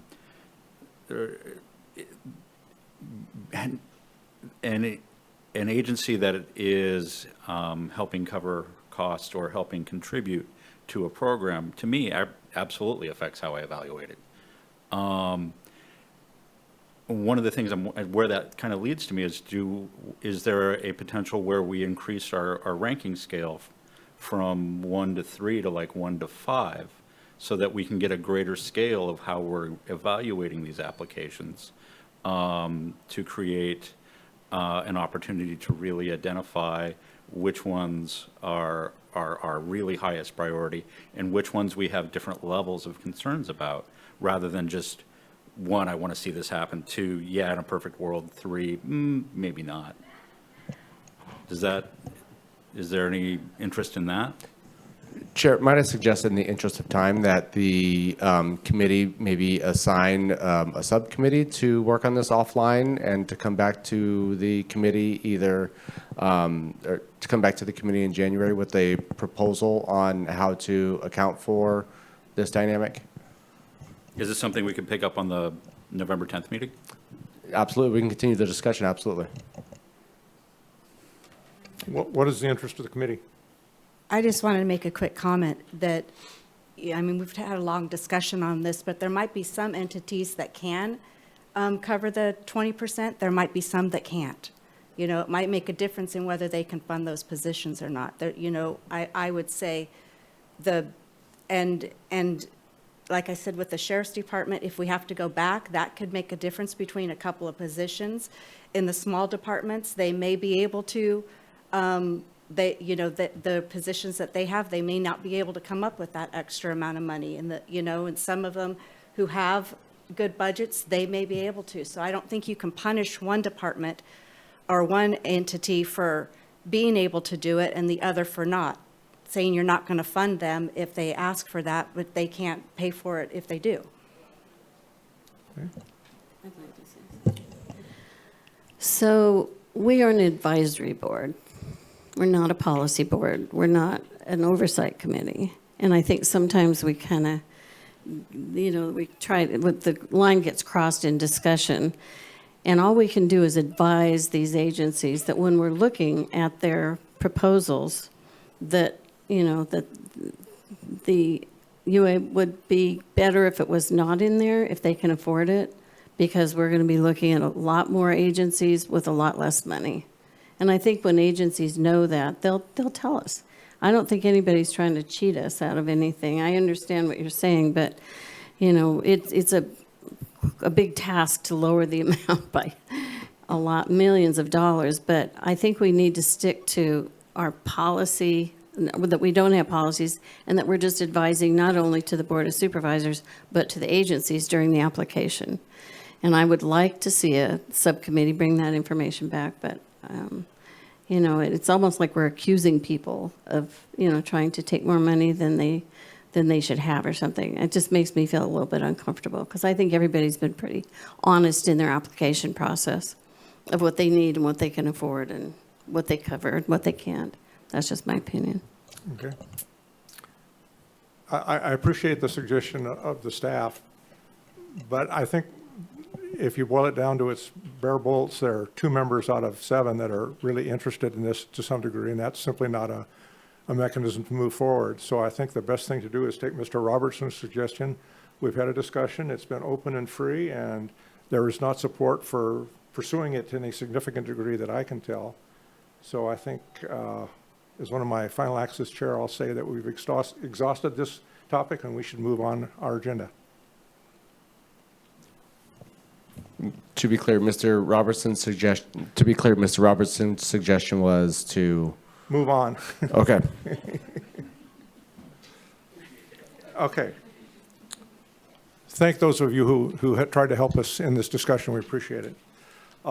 Next item for consideration is the application updates, and D6A we've already dealt with. D6B, other application updates and changes. Is there any proposals from staff or comments from staff regarding proposed changes to the application? Yes, Chair. So in the applications for fiscal year 22-23, there was a requested change that your committee had adopted to remove the one-page narrative proposal, and that was not implemented last year. That was my mistake. That was an administrative mistake. So we can make sure to remove that piece. And there was in fiscal 21-22, your committee had requested a 1,500 character maximum for each section of the application. And that also wasn't implemented in 22-23. Just kind of a technical limitation on our part, but we can definitely remove the one-page proposal narrative, because the question that you have in there get at everything and it's kind of redundant. It's a little bit trickier to do the character limit just using kind of a Word document instead of an online thing. I think it's easier for folks to just logistically use a Word document, and so. I don't know how the committee feels about just leaving it as is, but removing the one-page narrative piece in there. Thoughts of committee members? That's fine. I brought this up. We voted on this in January of 2021, and it wasn't implemented. Yeah, I think we're just trying to be more efficient with the form for us to read and review, and also for the applicants. If I would be curious if that is a limitation, though, on any of the applicants that are here that would like to speak to that. I can't imagine not having to write a narrative after you've answered every question would be a limitation, but I at least would like public comment on that. And yeah, no problem with the character. I understood. Since it was an action previously taken by the committee and just wasn't able to be technically adopted, I think the obvious solution is to move forward with what the committee requested as far as the application is concerned. Yeah, and with the understanding that the 1,500 character limit is not going to be implemented. Okay. Everybody comfortable with that? Quick item of just clarification. So we're looking at removing the narrative as a requirement, correct? The additional, the second part of the application, it asks for a one-page narrative proposal. Right. And removing that. But if the applicant desires, I mean, they're free to add their own narrative to express how it would benefit or impact their program, correct? I would think so. Yeah. Yeah. Yeah, the application sets minimums. It doesn't set any maximums, so to speak. So if, in some cases, the questions go very much to the application, and you can be 95% sure what you're getting, so to speak. by reading the questions. There are some we've received historically where I've read through the questions and I'm still not quite sure, and the narrative has actually been helpful. But I think an applicant who is with it is going to understand that these questions don't illustrate my desire very well. I better add something to it that helps them understand what I'm trying to do. I think that's kind of an evaluation of the application in and of itself, isn't it? I think item 5 gets right to the point, which is describe your project. Yeah. I think where I was coming from was allowing applicants to have the space to provide that information, even if we're not making it a requirement. And I don't know if this year the applications are going to be available online or if they're still going to be physical. And so in that online format, if you don't have the space to provide that information, they're not going to be able to do it. So that's why I was asking. So yeah, these will be available online, just not through a form. It'll just be a document. So, I mean, they could, without that 1,500 character limit, which I think the committee was trying to get at before to make things concise, without that limit, I mean, they could answer these questions in 6 pages if they wanted to. Okay. I wouldn't advise that of any applicants, but they could. Does Justin have any comments? No, Chairman Ziemer, thank you. Okay. Any member of the public online have any comments regarding the application? Any member of the public in the facility have comments regarding the application? Welcome. Hello again, Kelly Johnson representing the MIST Sheriff's Office expansion. And I just would say that on the narrative, you ask a question, or you ask to please explain how it is an essential service or improves public safety. So I wonder if maybe that could be included in one of the questions on the application, because in my experience, that's been what I've used the narrative for, to explain how it meets the spirit of the measure. And also, I will say, having written many other grants, when they put word limits, it makes it very difficult to wordsmith things to fit it in the character or word limit. So I agree that keeping it the way it is without putting limits on the sections but removing the narrative would work well in my experience, having written these applications for many years. Thank you.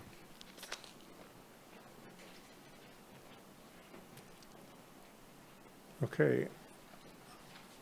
Do we have a clear communication to the staff, and do you feel clear at this point about the desires of the committee as relates to the application? Yes, I believe that we are removing the proposal narrative that is on page 3 of the application. Okay. Bob? In item 8, it says, if you are awarded Measure Z funds, how do you plan to leverage these funds to secure additional grants, contributions, or community support?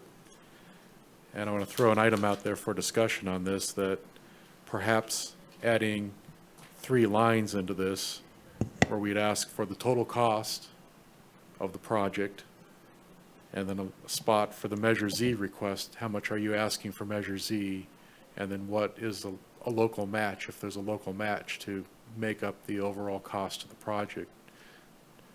So you're proposing to amend item 8 in the application? Is that what? Just so I'm clear about what? Yes, my proposal would be to amend item 8 to include total cost with a blank line for an applicant to fill in what the total cost of the project is. A line for the Measure Z requested amount, and then a line for matching funds that an applicant would be committing to the project, to clearly articulate how much of the project is being funded by Measure Z and how much they're leveraging other sources to fund the project as well. Okay. All right, we have a motion. Is there a second? I actually just had another question. I actually think that the proposal narrative is kind of an important thing to put on there, because it does ask them, whether it's an essential service or how it improves public safety. Okay. So you're speaking in favor of retaining the narrative? Okay. Just as since Mr. Bronco's made a motion, let's deal with his motion first. Is there a second to the motion to amend item 8 to include the 3 cost items that he's identified? Is Justin in a position to second the motion, or does he wish to second the motion? Chairman Zimmer, I'll second the motion. Okay.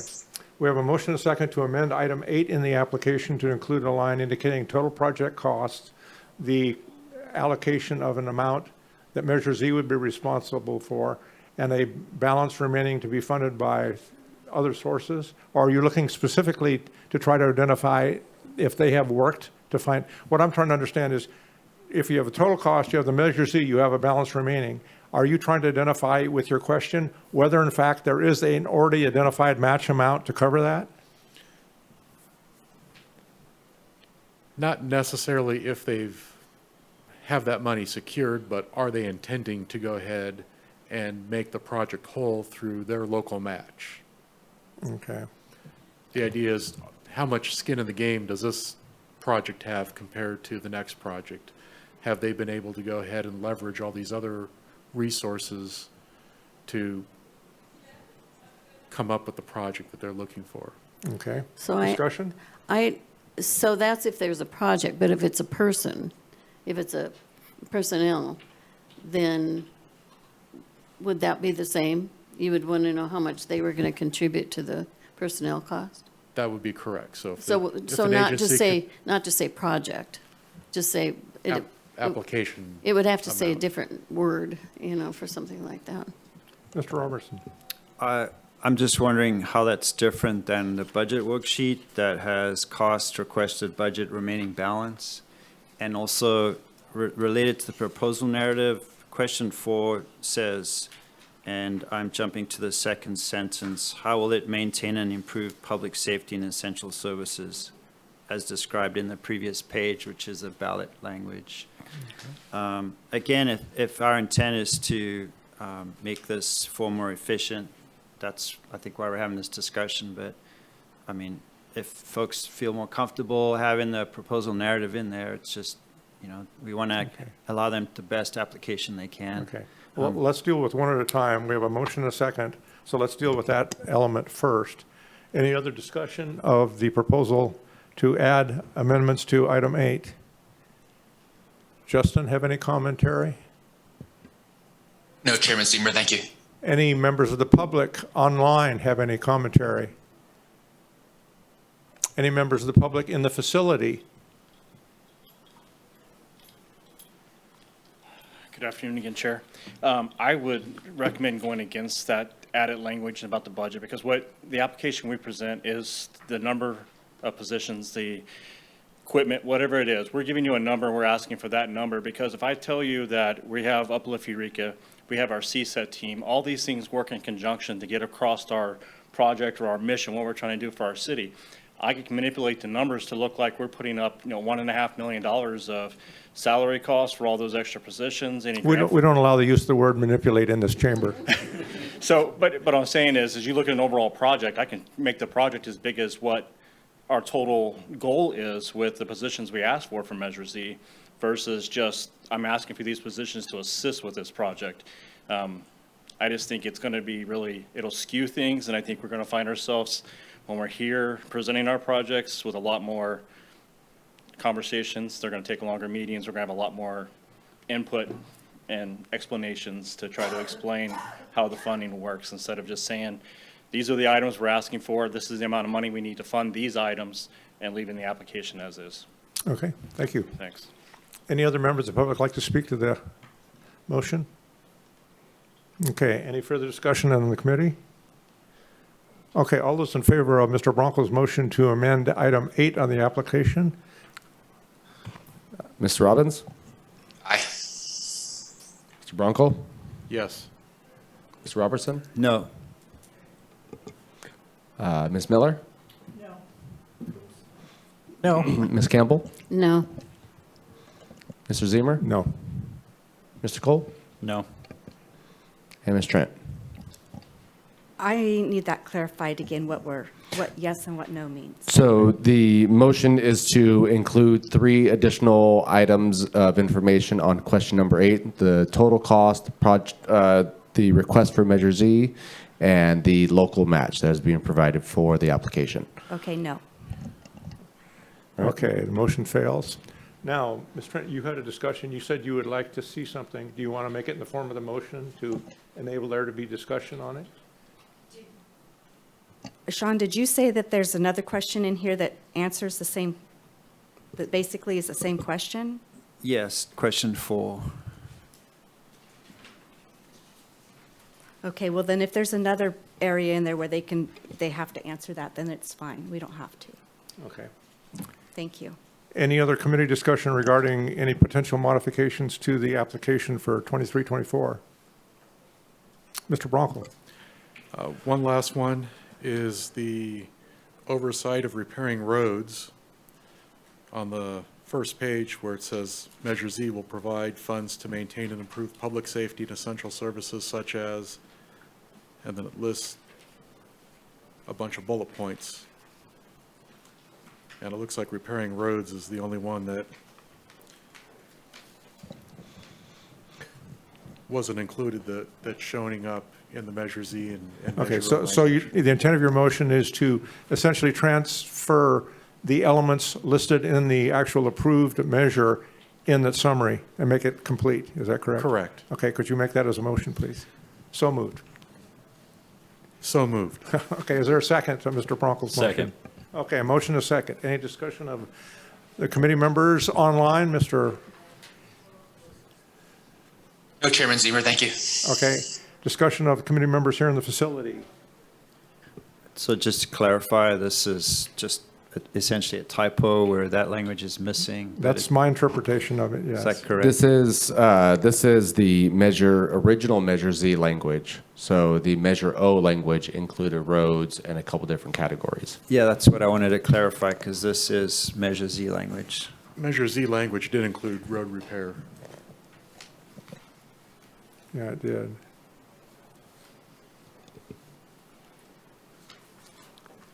Okay, committee discussion? Perhaps we could amend the motion to say that the ballot language in the application should be accurate, and just leave it at that. Okay, I would love it. I think what I would love to see is the language on the application reflect the ordinance that was signed rather than simply the ballot language.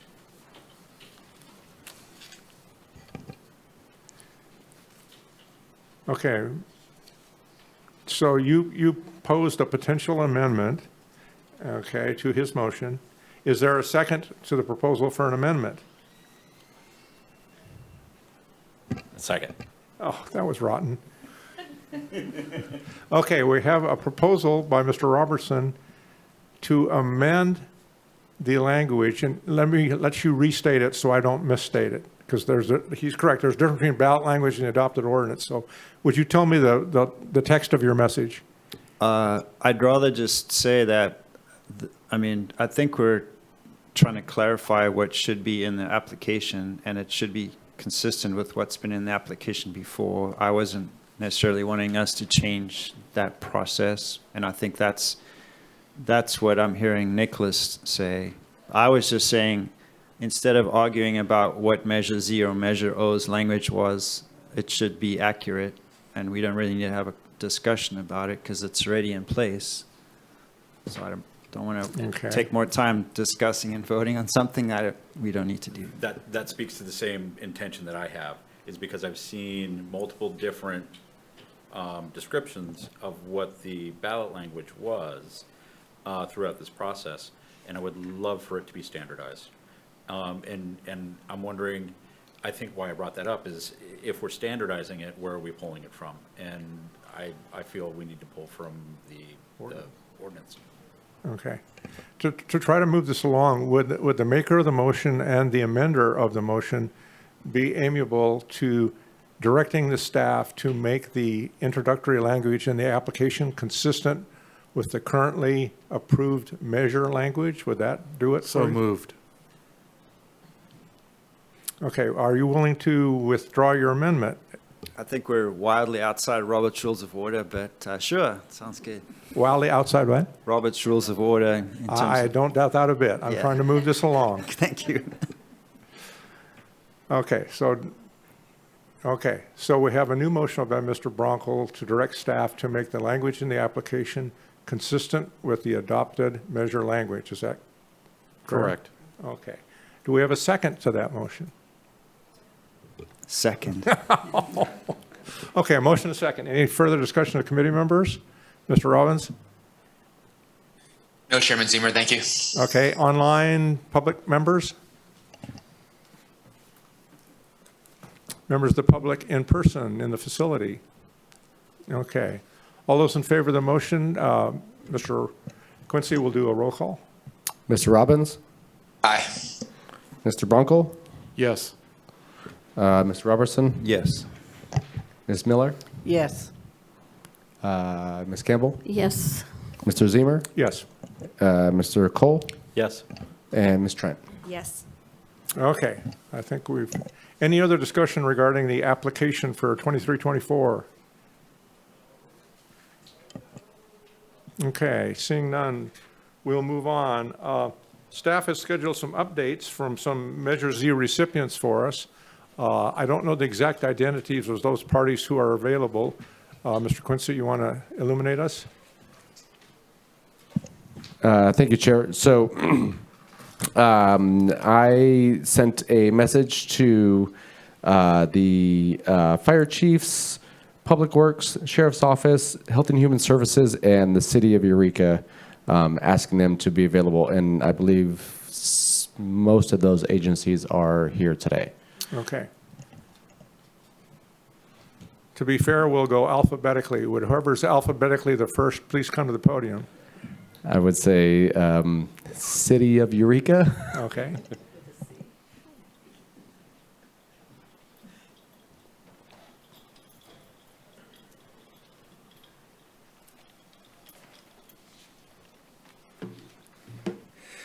Good afternoon again, everyone. I just want to speak briefly to our 22-23 application and where we stand with it today. I just completed the quarterly report that'll be filed. I'll have more information in there for all of you all in the public to read.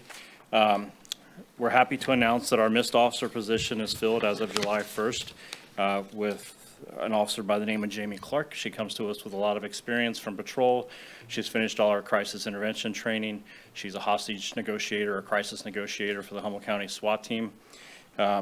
She also teaches out at the academy. She's doing a great job. She had been working previously on overtime in different ways with CSET, so she had a lot of training coming into the position, was able to hit the ground running, and we're very excited to have her in that position. We've also are still filling all the positions that we originally asked for. Our two homeless outreach workers, Larry Alexander and Robert Williams. We have one part-time position for the diversion program coordinator, Christoph Haskell. And then we also hired our full-time supervising managing licensed clinician, Jacob Rosen. And I'm going to have Jacob explain a little bit about, when we did our application, we called it the ART program, the Alternative Response Team. We've now finalized the name of that for the CARE program, and Jacob is overseeing that along with Sergeant LaFrance and the Uplift program. So I'm going to give him a chance to just brief you on that, because that's our biggest thing coming that's different than previous applications. That's the one position we added to this year's application.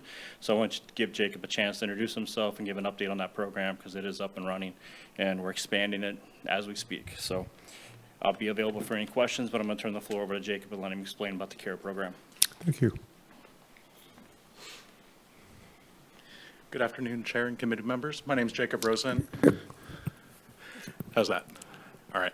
My name is Jacob Rosen. I have taken the position of managing mental health clinician with the City of Eureka. I am in the process of developing the Crisis Alternative Response of Eureka program, short CARE. The program will consist of really two parts. Part of that will be intervention component, where we will have a team of clinicians and case managers responding into the field within city limits, responding to behavioral health crises that are identified through Eureka Police Department dispatch. We'll respond to those crises either independent of law enforcement, or if safety issues are noted, then law enforcement will co-respond with us. The other part of our program will be doing short-term case management, where we will be then following the individuals who have had these crises to assist in doing warm handoffs to community agencies. And so doing a lot of system navigation, helping people who are less able to kind of get from point A to point B within the city with kind of all of our siloed services, get to the area where they can receive a more long-term care. We'll be providing that, again, through the case managers primarily. So as a result, we're going to go case manager heavy. We're looking to hire 2 clinicians, but 4 case managers. We're hoping to begin hiring the case managers probably within the next month. We're looking to be able to fly those positions. All the positions have been created. There's a lot of other structural components to the program that need creation. The city of Eureka did not have a mental health department prior to this, and so there's a lot of legal regulations that we have to get through, making sure that things are HIPAA compliant, establishing electronic health record system, making sure all the policy and procedure are in place. And so we've been productively going through that, and we are targeted to launch in January. And I believe that we are on track to hit that date, if not get going a little sooner. And hopefully we'll be able to start providing those services. I'm happy to take any questions. Thank you. Any questions? Thank you for taking the time Very welcome. to join us today. Yeah.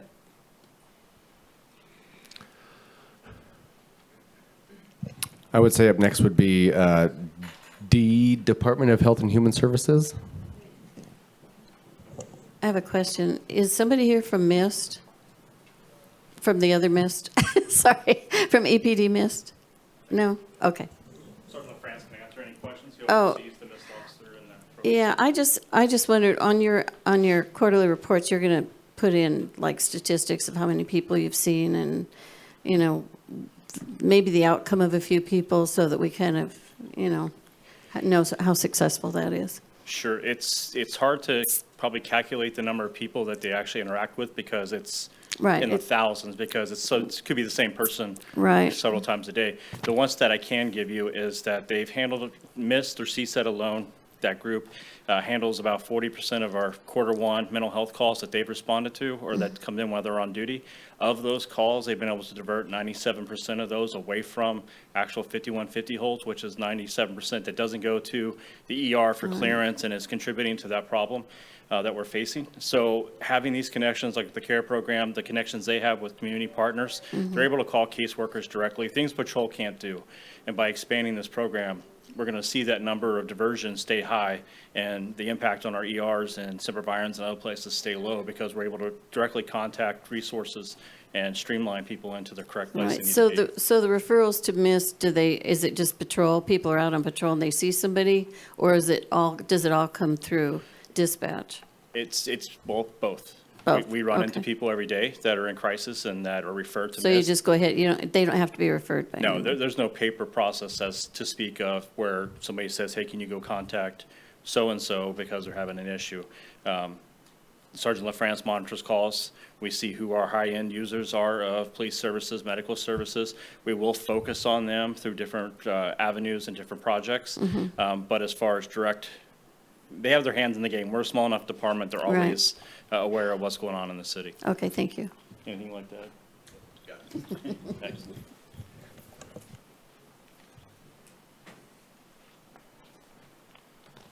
Good afternoon again. So when we last met, our project wasn't funded. However, you may recall that we did receive a grant and we began that funding earlier this year. So the grant allowed for us to fill 6 positions, which are the positions that were in our Measure Z application. The grant is only for 1 year to sunset in February. So we revised our budget to account for that, that funding for those positions during that first year. And so the approved budget is reflective of that. So I'm happy to report that I've been able to hire 3 of the 6 positions. I have 2 of the remaining 3 positions in the hiring process, and I hope to have those positions filled by next month. So that leaves me 1 position to fill. It's a peer coach position. I had somebody in the hiring process, but they unfortunately did not pass the background clearance, and so I just started a new recruitment for that. And so we are currently providing 7 days a week coverage with a peer coach and a case manager with the sheriff's office. We've been building relationships with the deputies. This is a new program for the sheriff's office, so there is a bit of a learning curve in terms of understanding the collaborative work that we had been doing with the Eureka Police Department since 2015 and with the Arcata Police Department for the last several years. And so we're meeting regularly with the undersheriff and Captain Quinnell and some of the lieutenants at the sheriff's office to strategize how to best get buy-in from their deputies to utilize our staff. We do get calls from community members and also other community providers asking about the program, and we've been able to send staff out to do outreach and to educate them about the services that we are providing. When we do have the 2 new clinicians onboarded, we'll actually be able to have hours of operation 7 days a week from 7 a.m. until 9 p.m. So the case managers and peer coaches are working a 7 a.m. to 6 p.m. schedule, and that's so that they can be available during business hours so that they can connect people to those services. And the clinicians will be scheduled from 10 a.m. to 9 p.m. And that's because when we ran the statistics to see when the most mental health related calls for services is during that time range. So we really want the clinicians available to co-respond for crisis services. And they'll be cross-trained for our mobile response team, which is the team responsible for doing 5150 assessments in the local emergency departments. Because as you know, these things are very closely interrelated. Our goal is to proactively respond and engage people prior to them ending up on 5150 holds, and or to co-respond with sheriff's deputies anywhere in the county and sheriff's office jurisdiction, to provide some education and training around what are appropriate 5150s, but also what services exist in the community to divert them from either incarceration or psychiatric hospitalization. Because I also manage the mobile response team responsible for all of the 5150 assessments in this county, I will tell you that we tend to rescind, or we do rescind, 30% of law enforcement written holds. And that's because those holds either aren't appropriate or we're able to provide services that are able to serve those individuals at a lower level of care. So by having DHHS behavioral health staff that are trained and designated to write and rescind 5150 holds upstream in the community will definitely add to diverting people from those crisis services and from custody. I also manage the jail behavioral health services, and so this team will be coordinating with my team in the jail to support with release planning for people with mental health disorders, to provide them the supports that they need from being reincarcerated. So we're really looking at this from several different angles, and I was nervous about finding the staff, but we were in actually really good shape. Also, I've continued to participate in many community meetings to build relationships with our stakeholders. Part of the grant, and also the Measure Z funding, is to not only work with the sheriff's office, but with our tribal police departments that are cross-deputized with the sheriff's office. So we have a close working relationship with the Yurok Tribal Police Department. I'm attending monthly meetings with the Hoopa Valley Tribal Police Department, and am in the works of building relationships with both Blue Lake Rancheria and Bear River Rancheria.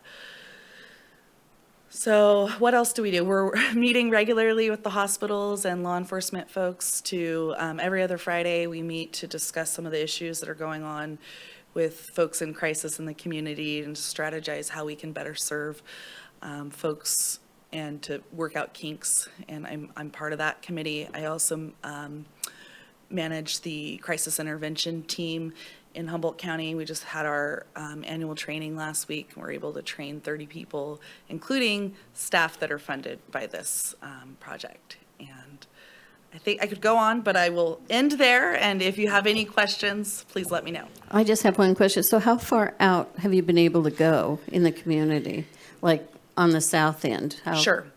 I will say staffing on the sheriff's office side is challenging, and finding deputies that are able to spend the time with our staff is limited. So they've been spending most of their time in the McKinleyville area.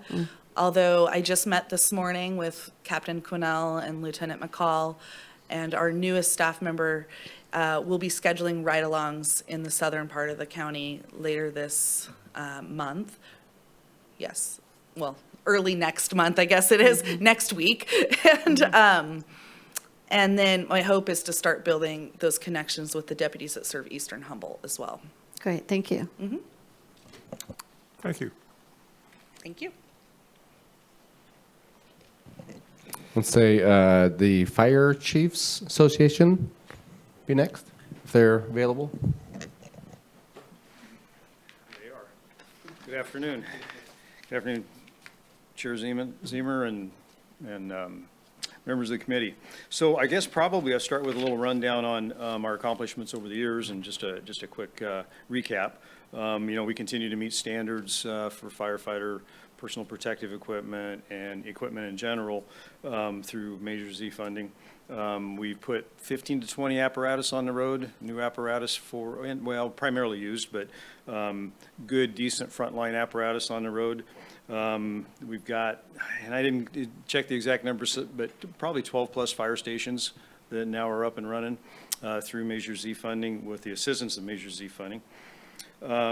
We have the training facilities, North Bay mobile unit we have in operation. We have done some remodeled, revamped stuff with Humboldt Bay Fire's Training Center. And then we have the new training facility in Fortuna for the Eel River Valley, and we have a training facility now up and running in southern Humboldt in the Redway area. So that's been a huge improvement for us. It really has. So this year, for 21-22, we were allotted $2 million, as you might remember. We're still currently working on that process. We've got $800,000 spent and this is all equipment. We've got $800,000 spent. We've got $600,000 on order and another $400,000 pending. We ran into some issues in 2021. Product availability was kind of tough for us, as you can imagine. Fire hose, PPE materials, those sorts of things. So it delayed some of our ordering, but it's up and rolling. It's working pretty well. Shelter Cove building project is the building is on the ground and ready to go. They've got the engineering done, the foundation work's being done, and so we'll see that wrap up here pretty quick. The other building that is currently going, Southern Humboldt Tech Rescue, that was funded the previous year, and we've done some additional interior work with that, electrical, mechanical, that sort of thing, and that's ongoing right now as well. So we'll be working really closely with CAO's office to get that rollover or carry forward taken care of over the next couple of months or a month or so to get that ready to go. So, but there will be some of that. We had a kind of an unknown thrown at us this year with the dispatch contract, well, last year actually. But we've been able to work that out. Funding for 22-23 does include that total amount. So it was quite the increase. So it kind of set us back a little bit, and we had to kind of refigure. We had to be very conservative on spending for 21-22 to make sure that we could cover whatever the county wasn't going to cover. And I won't go into a lot of detail there. It's just a whole lot of working back and forth with the CAO to make that happen. But so anyway, that's up and running, and Measure Z does indeed help 37 volunteer fire departments out there get their dispatch taken care of, which otherwise wouldn't happen. So moving forward, we're going to continue the same thing. We've got to coordinate for 37 departments on the ordering and the tracking and all that kind of stuff. the committee's been doing a great job. I do think that you're going to see a little methodology change in how we do this over the next year or two, more of a regional type concept, and I think we may even have somebody that can speak to that on Zoom. I'm not sure if Nick is out there, if he's available to speak. Okay, all right. But anyway, so we're looking at just being more efficient, regionalize it. It's a big job. Yeah, these 37 departments is tough. So, so you'll probably hear some of that in the future on how we plan to be a little bit more efficient. But overall, the projects are going really well. The equipment's coming in. From the Fire Chiefs Association side, we thank you very much for your support. Happy to answer questions. I have a question. Whatever happened with the Orleans building, did that ever get, it seemed like that took a long time. It did take a long time. It was a big project of which Measure Z funding assisted with from the Chiefs Association, and they also came to you directly for additional funding as well. Is it done? I can't answer that for sure, but I really don't. It's been years. I really don't know, but I believe it is done, or at least maybe not completely done, but operational. Okay. So I guess I would say that. And I just wanted to say, I noticed in the Coast Central donations that two of your fire groups received money, and I was really glad that they went out of the box and received money. I can't remember which two they were, but that was a good move on their part. Right. So. And that's available. It's tough, volunteer, especially on the volunteer side. It's tough for those folks to find the time and get those things done. But fortunately, we have some folks out there that are trying hard and making it work. So any other questions I can answer? Thank you. All right. You're welcome. Thank you for having me. And we are running up against 4 o'clock, but we do have Public Works and the Sheriff's Office. Well, let's do Available Public next. Works, Okay. certainly.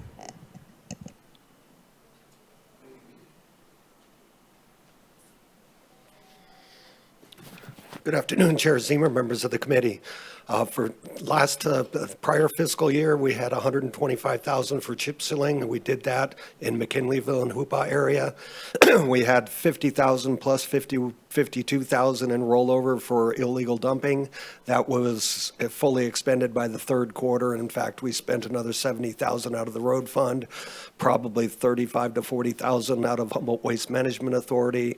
And we have bins in each of our solid waste franchise areas that we provide for community cleanups. So just as an example, in McKinleyville, they do a monthly community trash bash, and we provide the bins for that. And we also do it up and down the county, all the way down to Garberville.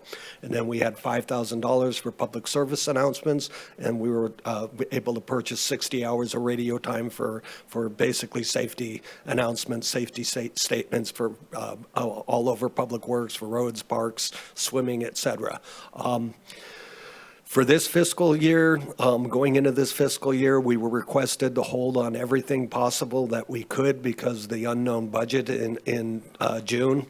But we did have to move forward on our first phase of our 2-year project. It would have not been viable to delay a 2-year project to the second year. For the whole purpose is getting the pavement down this year so it can cure, so the chip seals next year stick a lot better and last a lot longer. So we did move forward on that. We replaced a huge number of culverts that we put out for bid, and then we installed ourselves. We rented an excavator and bought some steel plating, and we will be doing the final hot mix paving of those culvert areas next week. And so that portion of the project will be, this year's portion of that 2-year project will be fully complete next week. We are in the recruitment phase now for our brush cutting crew. We have an interview for the supervisor next week. We are still openly recruiting for road maintenance workers 3s. We have issued the purchase orders for the mowers and the trailers themselves. So hopefully this spring we can have that program up and running and doing some good out in the community. So if there's any questions, I'm here to answer them. Otherwise, that's where we're at. Thank you, Mr. Mattson. Is there a sheriff's rep that's been patiently sitting here all meeting? We should certainly entertain them if they are. Not seeing any, Chair. Okay. Okay. And I know that Sheriff Hansel tried all they could to be here, but there was something that was tying him up and preventing him from being here. Okay. That completes our agenda for today. So I would declare the meeting adjourned at 4:05. We'll reconvene on the 10th of November. I do want to thank the staff for the technical support. I know that this is the first run and it went very successfully from my perspective. So thank you for your time and effort. We appreciate it. Oh, would you like to introduce yourself? That's Sure, why not? I'm Nikki Turner. I'm the Deputy Clerk of the Board of Supervisors. okay. I'm Kaylee Harpin, and I'm the exec sec to the CAO. Okay. Thank you. Well, thank you again for your support. We appreciate it very much. So we'll see you all November 10th. Take care, everyone.